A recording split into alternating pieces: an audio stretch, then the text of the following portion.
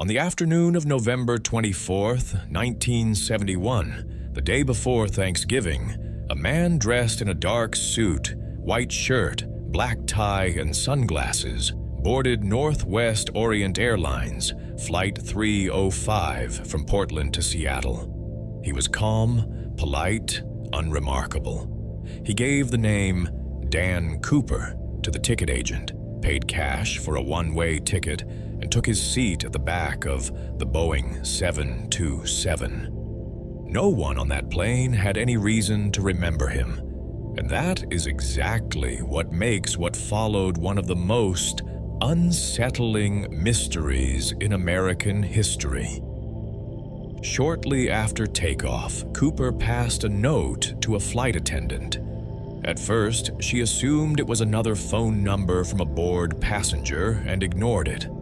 Only when he quietly leaned closer and said, "Miss, you'd better look at that note.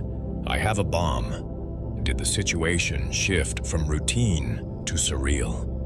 Inside the briefcase he carried, he later showed her what appeared to be sticks of dynamite wired to a battery.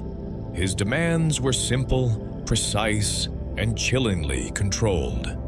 $200,000 in cash, 4 parachutes, and a fuel truck waiting upon landing in Seattle. No threats, no shouting, just certainty. What followed was handled with an eerie calm. Authorities chose not to alert the public. The passengers were allowed to disembark safely in Seattle after Cooper received the money and parachutes.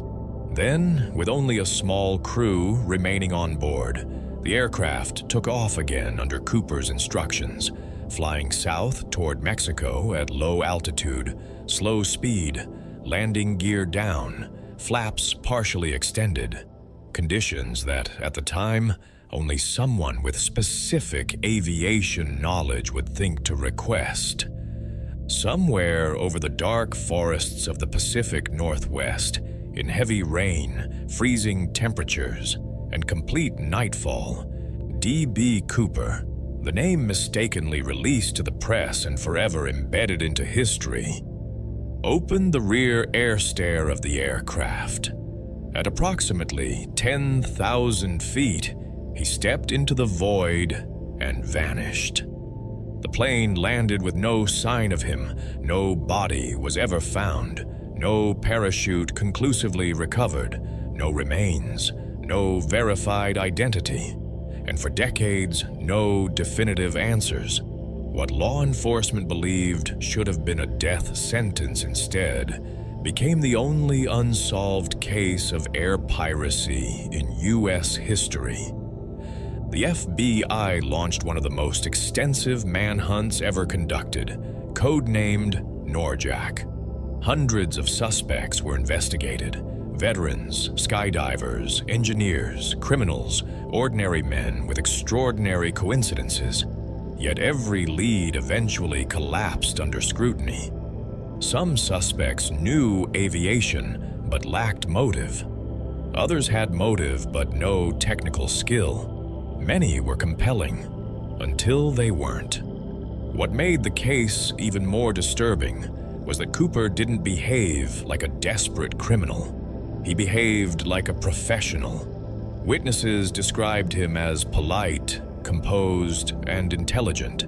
He drank bourbon, paid for his drinks, used proper grammar, and showed no panic. His plan relied not on chaos, but on precision. He understood the aircraft, he understood procedure, and he disappeared without a trace. Years passed, the trail went cold, and then, in 1980, something surfaced that reignited the mystery. A young boy named Brian Ingram was digging along the Columbia River when he uncovered bundles of decaying $20 bills. The serial numbers matched the ransom money given to Cooper nearly a decade earlier. It was the first and only physical evidence ever recovered. But instead of solving the case, it raised even more questions. Why was the money there? Why only a portion? Why had it degraded in a way inconsistent with simply being buried after the jump? Experts disagreed. Some believed Cooper died and the money washed downstream. Others argued the placement suggested intentional burial.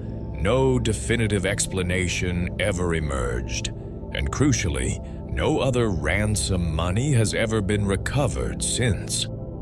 As the decades went on, the case took on a mythic quality.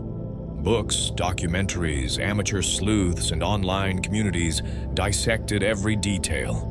New suspects emerged, often backed by family confessions, deathbed claims, or circumstantial evidence. One man allegedly confessed to his wife. Another left coded notes. Another matched the physical description, the psychology, and the timeline almost too well. But in every case, something didn't line up. A date, a skill, a physical impossibility.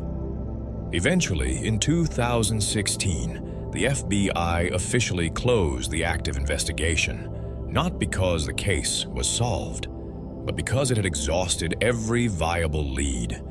D.B. Cooper became something else, not a criminal file, but a cultural phantom. A symbol of a crime so precise, so bold, and so clean that it slipped through the fingers of history itself. But here's the thing.